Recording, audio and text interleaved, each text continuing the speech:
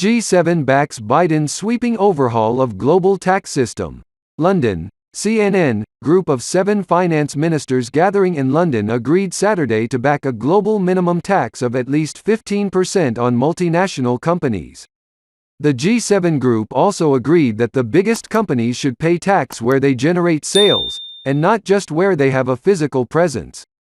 UK Finance Minister Rishi Sunak announced the agreement in a video posted on Twitter Saturday, saying G7 finance ministers, hailing from Canada, France, Germany, Italy, Japan, the UK and the US, had reached a historic agreement to reform the global tax system to make it fit for the global digital age and, crucially, to make sure that it's fair so that the right companies pay the right tax in the right places.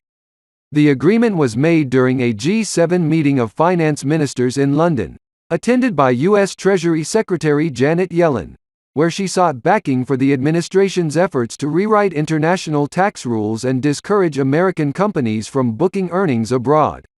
Yellen said Saturday that the agreement was a significant, unprecedented commitment from the world's richest economies aimed at preventing companies from avoiding taxes by shifting profits overseas. The G7 finance ministers have made a significant, unprecedented commitment today that provides tremendous momentum towards achieving a robust global minimum tax at a rate of at least 15%, Yellen wrote in the statement. That global minimum tax would end the race to the bottom in corporate taxation, and ensure fairness for the middle class and working people in the US and around the world, she said, adding that the tax would also level the playing field for businesses and encouraging countries to compete on positive bases, such as educating and training our workforces and investing in research and development and infrastructure. Tech giants such as Apple, Facebook and Google might be affected by the agreement. Foreign governments have long complained that large digital companies should pay them more in taxes. Some have recently passed taxes specifically targeting revenue generated by such companies, including those based in the US such as Facebook, Google and Amazon. Nick Clegg, Facebook's vice president for global affairs, said in a statement the company had long called for reform of the global tax rules and we welcome the important progress made at the G7.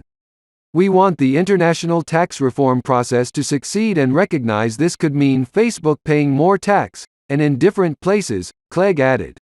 Google said it strongly supported the work done to update international tax rules, and hopes countries continue to work together to ensure a balanced and durable agreement will be finalized soon, Google spokesperson, Jose Castañeda, said in a statement to CNN. And a spokesperson for Amazon said that, we believe an OECD-led process that creates a multilateral solution will help bring stability to the international tax system. The agreement by the G7 marks a welcome step forward in the effort to achieve this goal. We hope to see discussions continue to advance with the broader G20 and Inclusive Framework Alliance. Building consensus. The agreement marks a significant win for the Biden administration ahead of next week's G7 Leaders Summit in Cornwall, demonstrating an initial ability to build consensus among the group. Led by Yellen, the U.S. had been pushing very hard for such an agreement ahead of the G7. While this is separate from a U.S. corporate minimum tax of 15% that Biden has proposed as part of ongoing infrastructure negotiations, officials do view it as a critical element of his broader tax agenda. Biden's plan to pay for at least $1.4 billion in new infrastructure spending hinges in large part on garnering backing for a global minimum tax on corporations that increases payments to the Treasury. Establishing a minimum rate could help discourage companies from shifting their profits to countries where they would pay less tax. Saturday's agreement could help accelerate parallel tax negotiations among roughly 140 countries that are being led by the Organization for Economic Cooperation and Development, OECD. OECD Secretary General Matthias Cormann welcomed Saturday's announcement, calling it a landmark step toward the global consensus necessary to reform the international tax system. He added in the statement that the decision added important momentum to the upcoming parallel tax negotiations. Ireland, which has successfully recruited global companies, including big U.S. tech firms, by offering a corporate tax rate of just 12.5%, is one country that has expressed significant reservations over the Biden proposal.